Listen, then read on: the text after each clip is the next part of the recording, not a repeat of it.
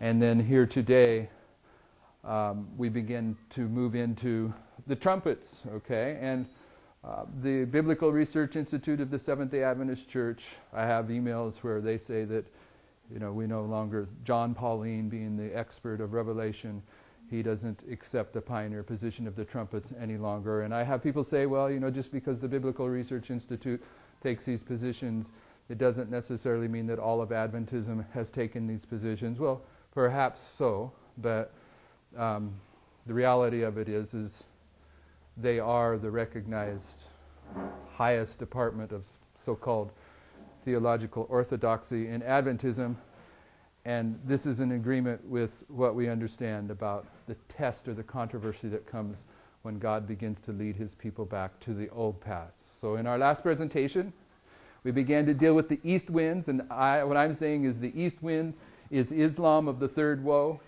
and that the east wind in Bible prophecy is what brings down the ships of Tarshish.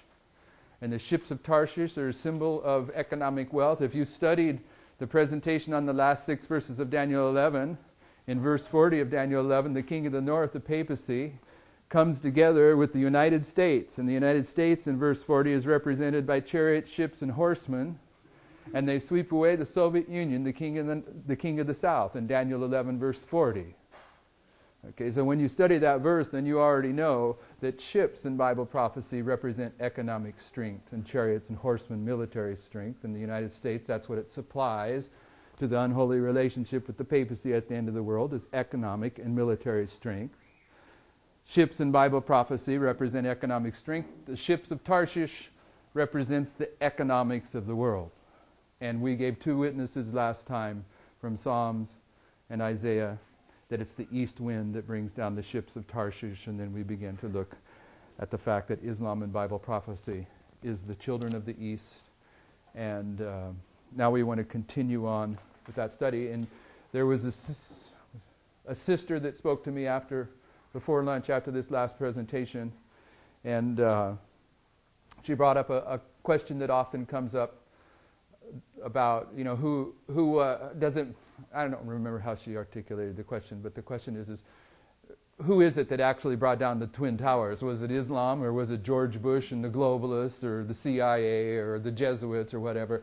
And the point here is, it's not about who brought down the Twin Towers, it's the restraint of Islam. In our last presentation, we gave you 3 references that Sister White says angels are holding the 4 winds, represented as an angry horse seeking to break loose. So she's saying the 4 winds of Revelation 7 are an angry horse that's seeking to break loose. The angry horse is restrained, and the 4 winds in Revelation 7 are restrained by 4 angels. And we looked at Isaiah 27 verse 8, where it says, he stayeth his rough wind in the day of the east wind. And what we're saying is the rough wind, the 4 winds, the angry horse, or Islam, and their prophetic marker is not so much just simply that they're Islam, they arrive in prophetic history when they're restrained.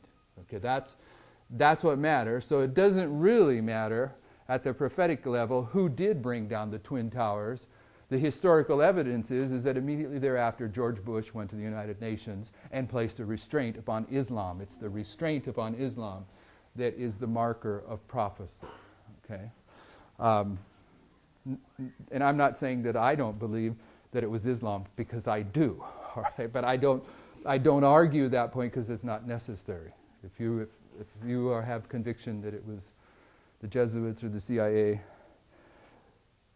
don't miss what Islam being restrained represents in Bible prophecy over that teaching, because that's more important than who was behind 9/11.